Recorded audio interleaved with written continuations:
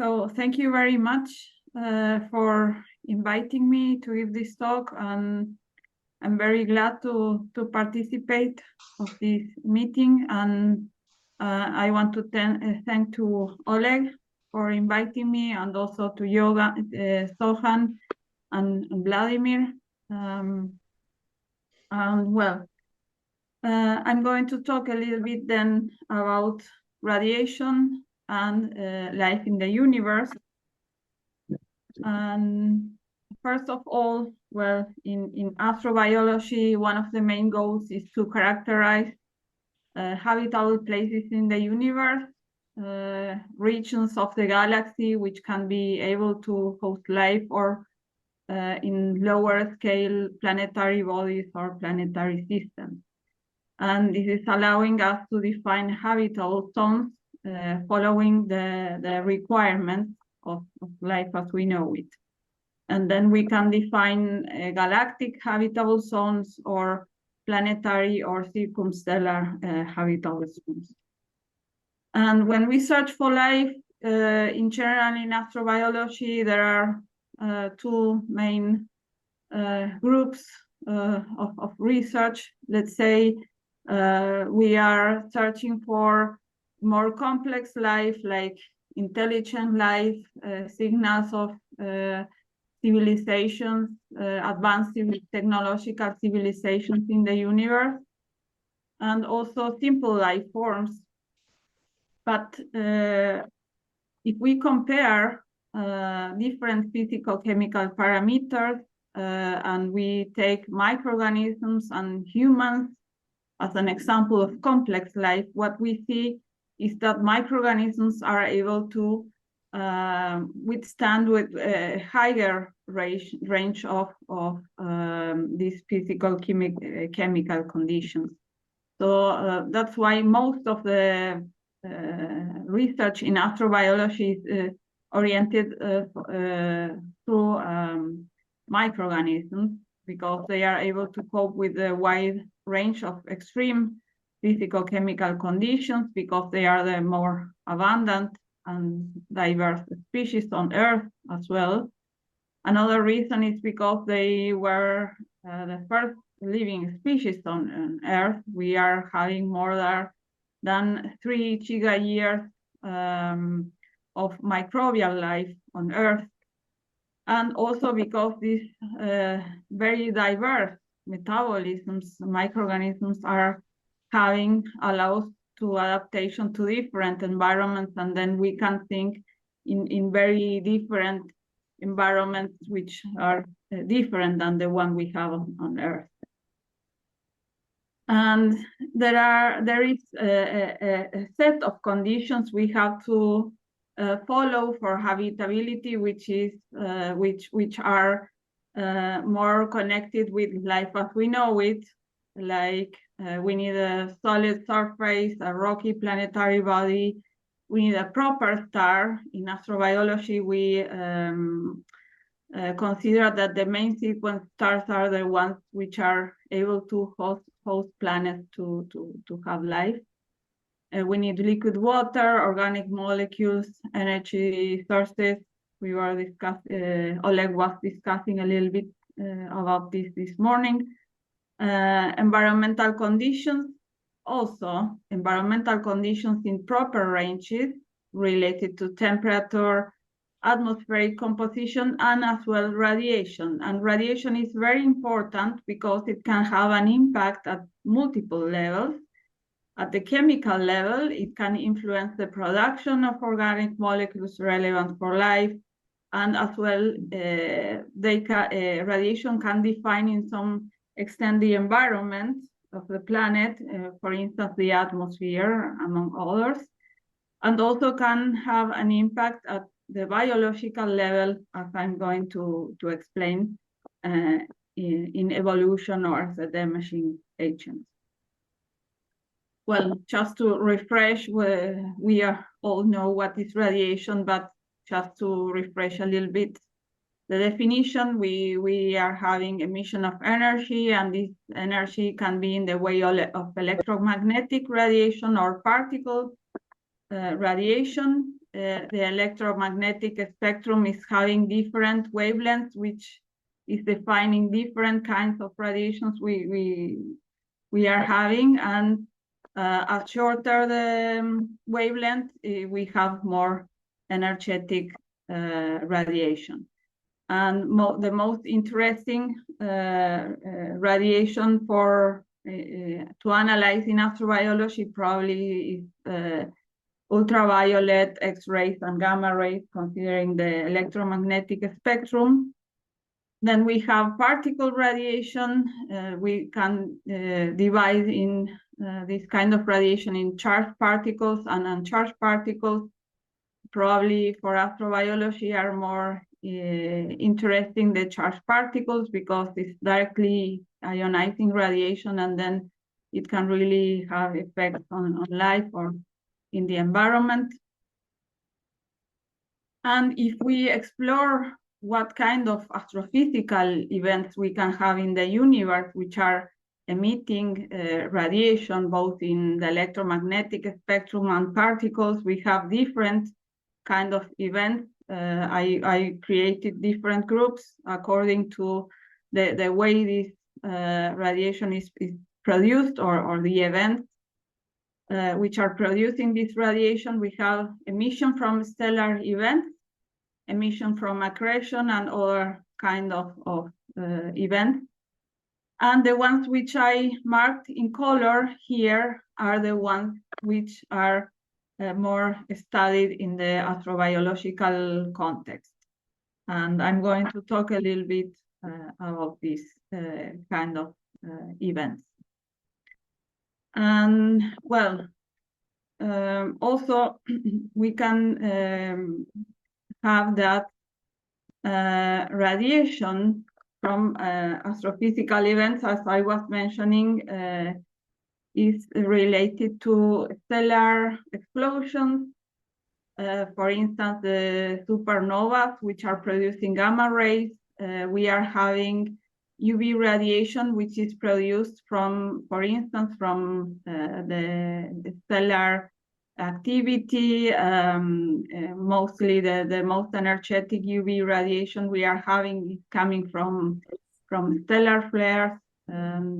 Then we are having other kinds of radiation like cosmic rays and stellar wind, which is mostly producing particle radiation.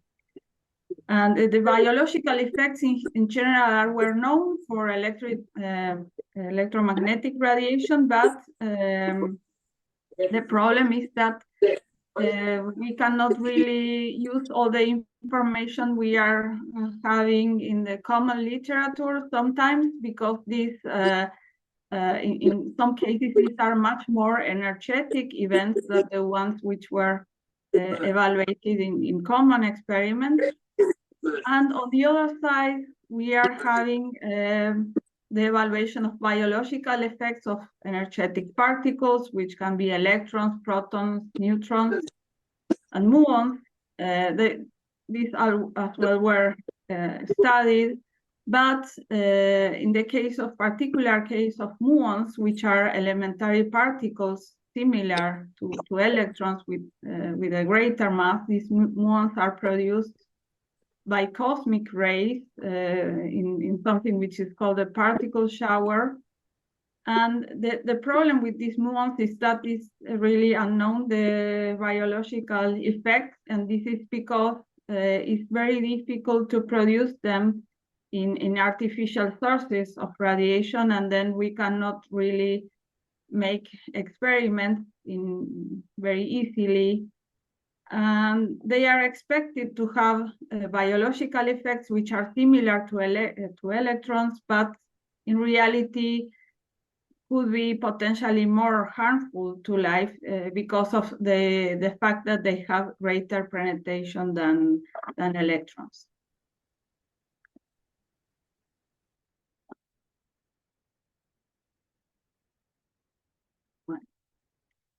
Something is okay.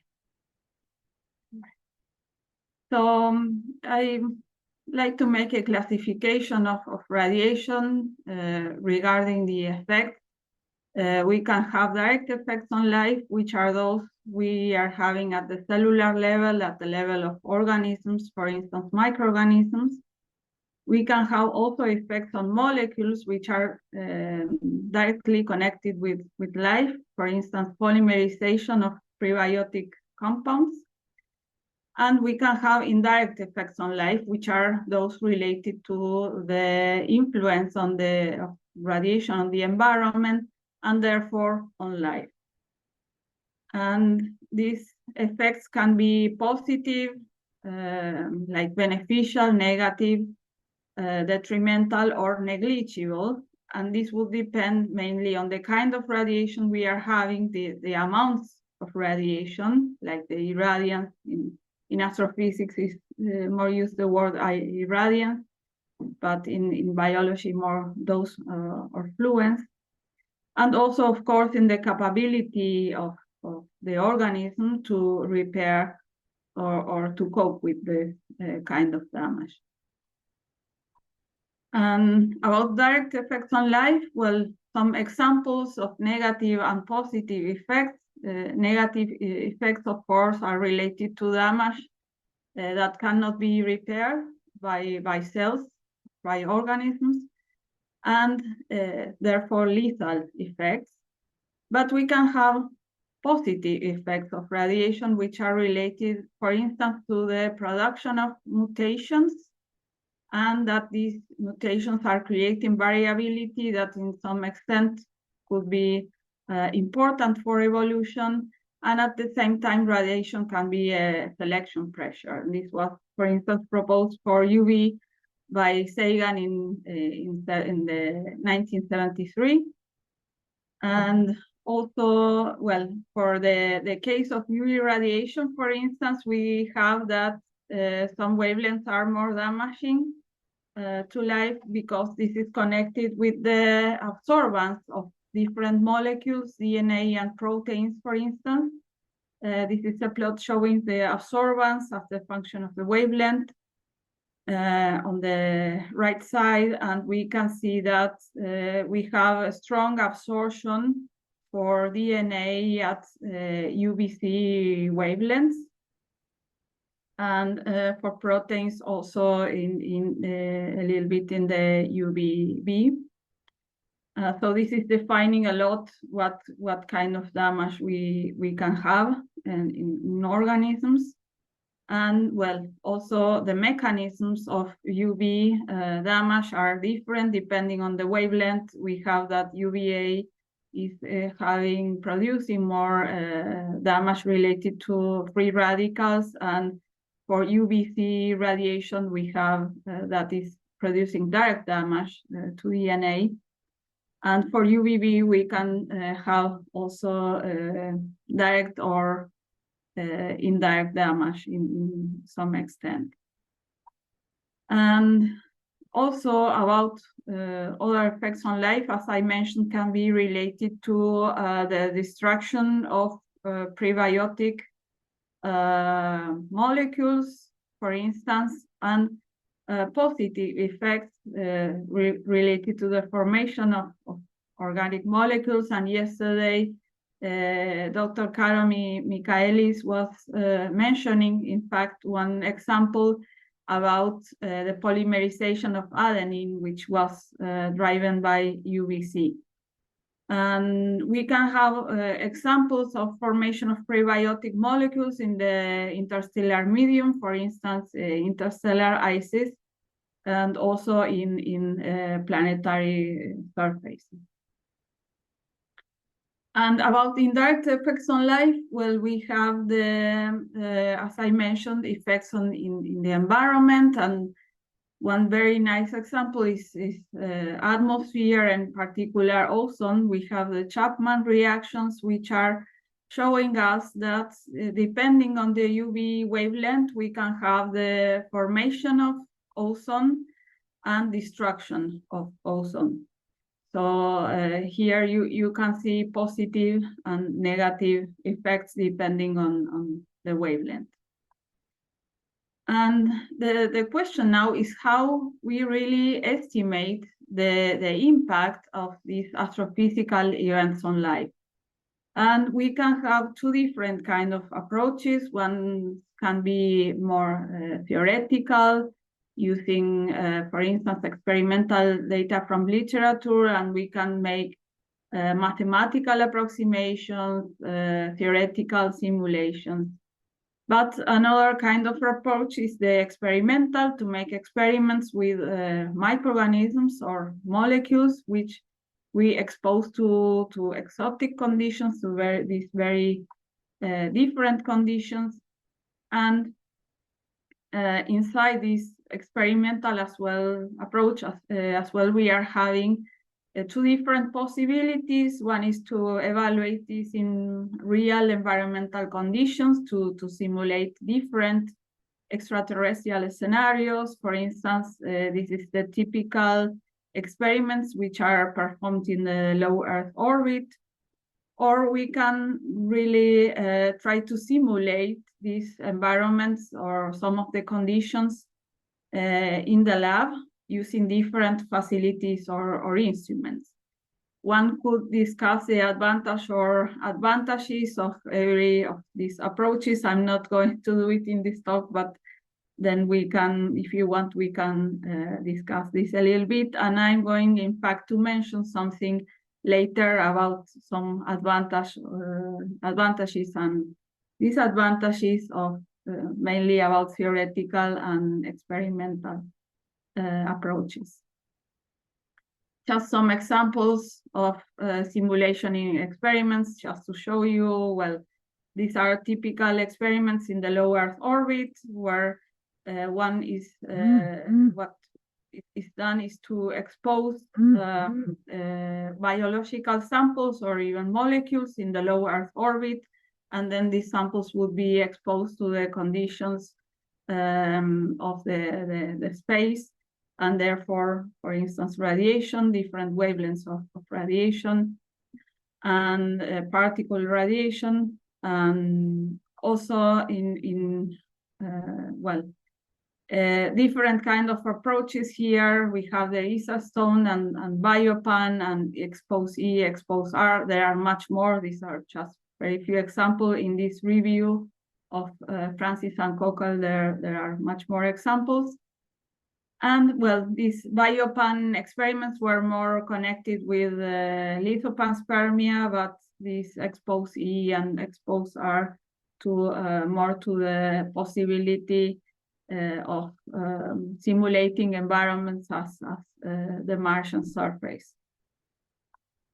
And then we have the simulation experiments that we are doing in laboratory conditions, and in general, this is involving simulation chambers, some irradiation facilities, irradiation devices, and then here we can really control not only the radiation we are having, but also temperature, atmospheric composition, and vacuum, among other factors. So now I would like to talk a little bit about radiation and habitability at the planetary level. And here we are having both theoretical and experimental approaches. As I mentioned before, we can have different kind of effects, direct and indirect, and I'm going to talk especially about the direct effects on life related to microorganisms. And of course, before that, I want to mention that we need to consider as well that we can have shielding for radiation in the planetary bodies. This is related to the possibility that we are having a magnetic field in the planet, which is protecting the surface from particle radiation. We can have an atmosphere in the planet, which, for instance, can protect the surface from X-rays. And if we have ozone or other kind of absorbing atmosphere, we can have protection from UVC and UVB in some cases. And we can have also other environmental shields, which can be an ocean. Below an ocean, the radiation can be decreased. For instance, for UV, we can have the possibility of shielding by ice, by salts, and by the possibility to have habitats which are subterranean or endolithic life inside rocks. And here, for instance, in the case of the early Earth and present Earth, we can really compare differences. On the early Earth, we didn't have ozone, and then we had that the whole UV spectrum was reaching the surface of the planet from UVC to UVA, but because of ozone on present Earth, part of UVB and UVA is only able to reach the surface. And magnetic fields can shield the surface depending on the strength of the field, and also because depending on the particles. And also an atmosphere can protect from both particle and electromagnetic radiation, depending on the energy of the radiation and the thickness of the atmosphere. And a few hundred meters of rocks and ice also can be effective shields in some cases against both high energy photons and charged particles. And just an example to mention, where here we are having that Mars currently is almost not having a magnetic field, so is able, most of the radiation from space is able to reach the surface. But interestingly, the very thin atmosphere Mars is having, some studies determine that this very thin atmosphere is enough good, let's say, to stop the X-rays. So we have almost no X-rays reaching the surface of Mars. And of course, just to mention very briefly, we can have biological shielding, and cells are having repair mechanisms. I'm not going to go very deeply here because I don't have time, but well, we have pigments and other kind of mechanisms inside cells we can discuss later if you want, that they can really work protecting life from radiation. And there are different kind of planetary environments which are particularly interesting from the point of view of radiation to analyze. One is primitive Earth, because of no ozone layer up to 2.5 giga-years. We have planetary bodies of the solar system. We are having thin atmosphere or no atmosphere, no magnetic field, for instance, Mars. And then we have the case of exoplanets, which can really have variable conditions, including partial or no shielding. And then we are having different kinds of astrophysical events which can be analyzed in this context, and the effects on life in particular. For instance, we have the UV stellar emissions. We are having the flare cases, and this is something which was evaluated from experimental and theoretical point of view. We have stellar wind and cosmic rays, also from experimental and theoretical approaches. And also these stellar explosions, these supernovas, which are producing gamma ray bursts. And in this case, only this was approached from the point of view of theoretical modeling.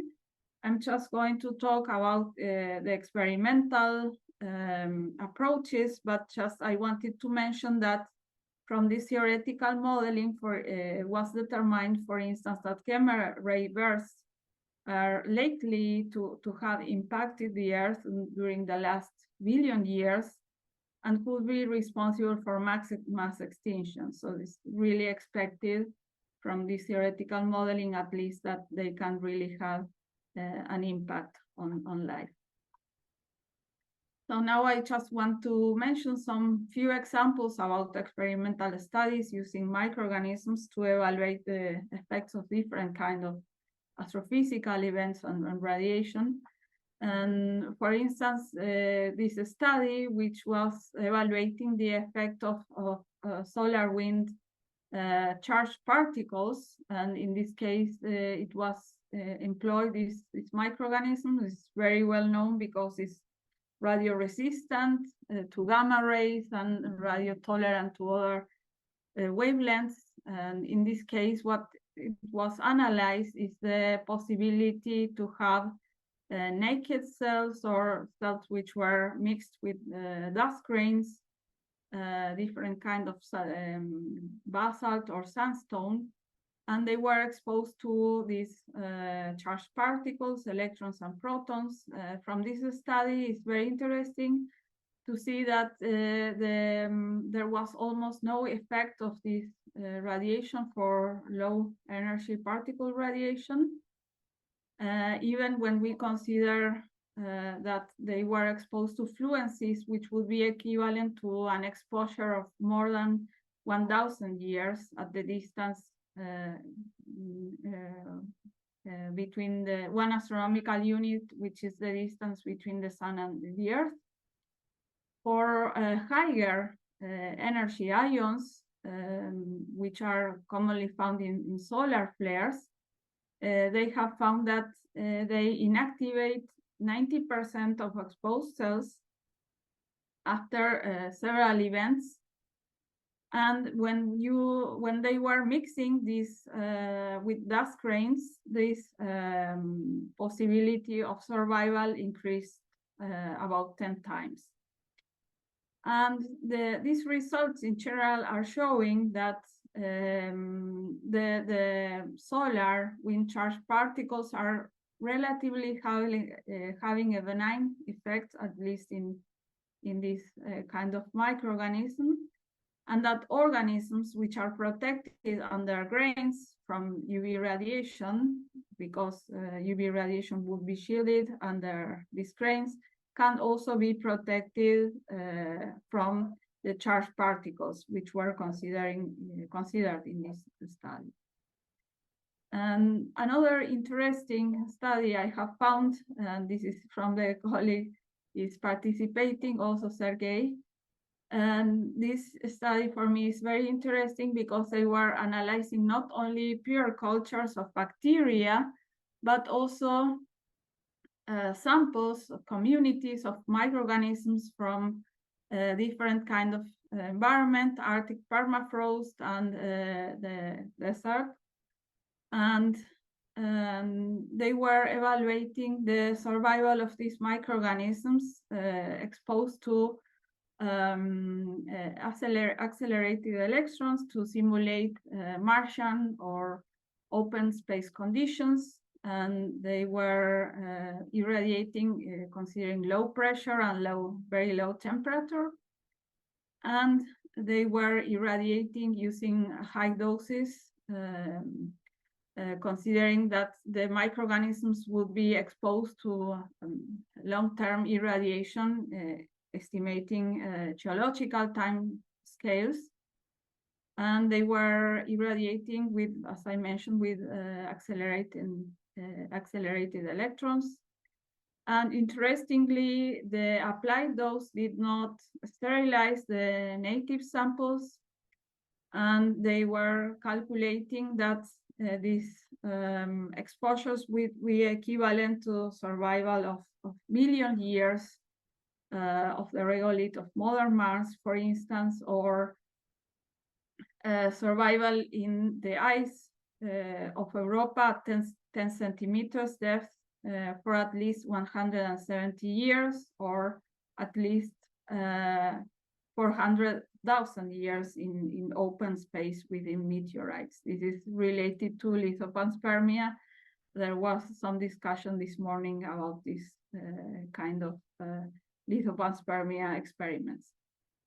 And also something very interesting for me from this study is that it seems that bacteria in natural habitats has much higher resistance to in situ irradiation with these accelerating electrons when we compare this with pure isolated cultures. And that even radiosensitive microorganisms of these native microbial communities are able to withstand with these very high doses of ionizing radiation. So these for me are very interesting results. And now I wanted to talk about a study we did with my collaborators, and this is related to stellar flares and UV. We were trying to evaluate the survival of life to flares in the UV range. And we were considering a planet, which is an exoplanet, which is called Proxima b, which is orbiting an M dwarf, a different star, which is different than the Sun. It's an M star. And this star is Proxima Centauri, and is having very frequent, it's a very active star, having very frequent flares. So this was a very interesting environment to study.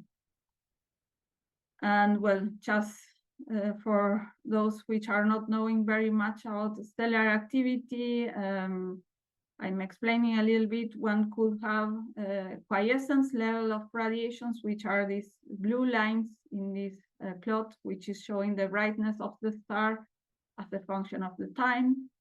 But we can have also these high energy emissions, which are relatively short in time. And these are called flares and super flares, depending on the energy. For energy is about 10 to the 33 ergs, we have super flares. And we are having these events in the Sun, but as well in other stars, as Proxima Centauri.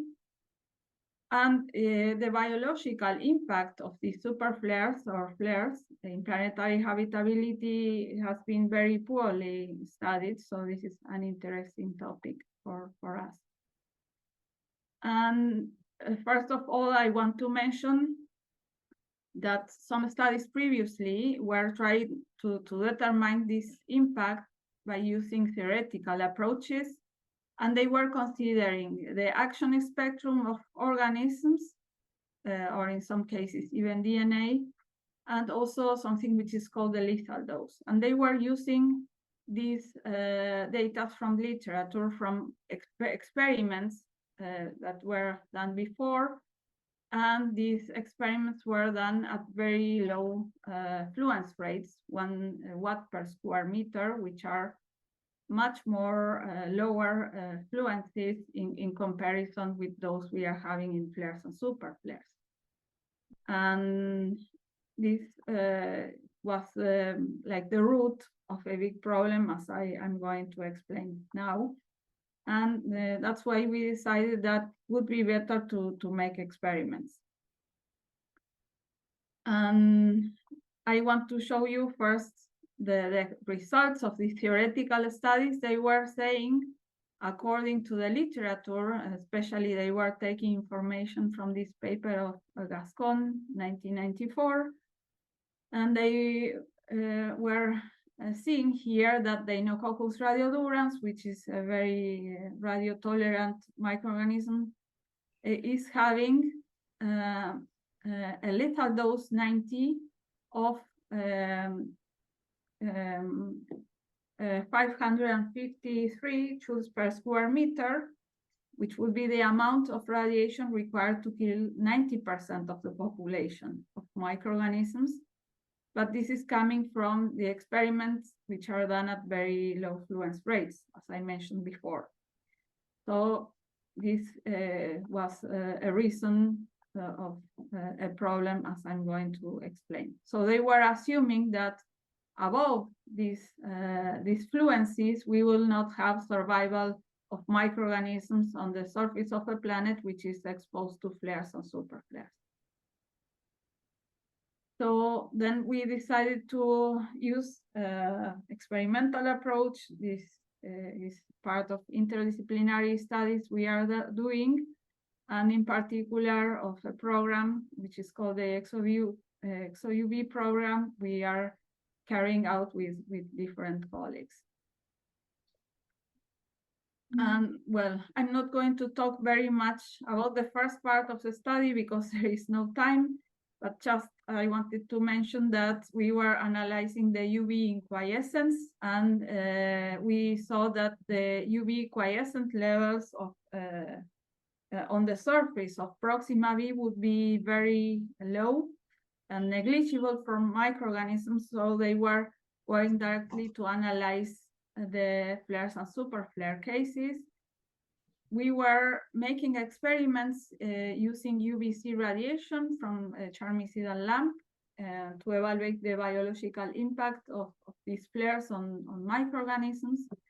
And we were considering two different fluence rates for a flare, this 8.2 watts per square meters, and for a superflare, sorry, there is a typo here, is 92 watts per square meters, and we were irradiating in different times from minutes to hours, and we were reproducing different flare cases and therefore having different fluencies.